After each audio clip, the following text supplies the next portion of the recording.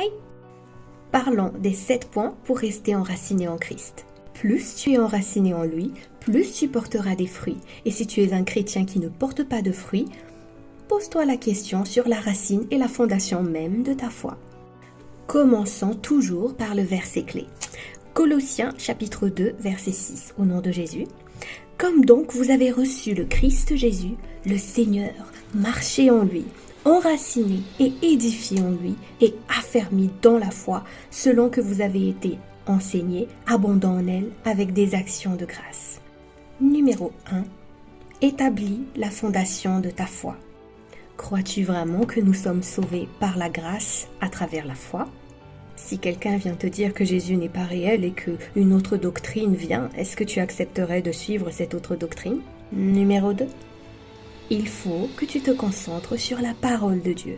Passe plus de temps dans la parole de Dieu, autant que possible. Il n'y a pas moyen d'y échapper. Lorsque tu te focalises sur ce que la parole de Dieu dit et non pas sur ce que tu dis ni sur ce que les autres disent, ta vie spirituelle s'en trouvera améliorée. Il ne s'agit pas ici de mettre de la place pour Dieu dans ta vie. Il s'agit de laisser toute la place pour Dieu dans ta vie. Jésus-Christ doit être le centre de tout ce que tu fais au quotidien. Même dans les moindres détails de ton existence, tu dois entièrement dépendre de lui. Numéro 4. Concentre-toi sur le temps de grandir en lui et non pas directement sur les résultats. Quand tu sais qu'il s'agit d'un process et qu'il te fait grandir petit à petit, tu ne seras pas directement découragé et tu auras beaucoup plus de patience envers Dieu et envers toi-même.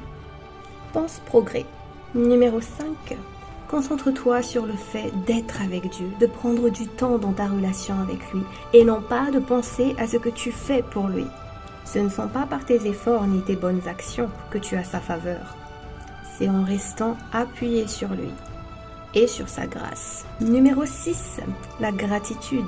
Plus tu te concentres sur ce que Dieu a déjà fait dans ta vie et sur ce qu'il est encore en train de faire, moins tu auras envie de te comparer aux autres. Et plus tu verras qu'il agit réellement dans ta vie. Numéro 7.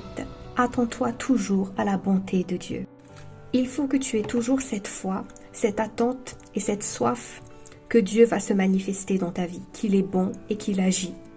Le contraire serait de se dire que plus rien de bon ne pourrait arriver. Ce qui est complètement faux parce que Dieu est bon et il continue d'agir. Un point bonus, et non pas des moindres.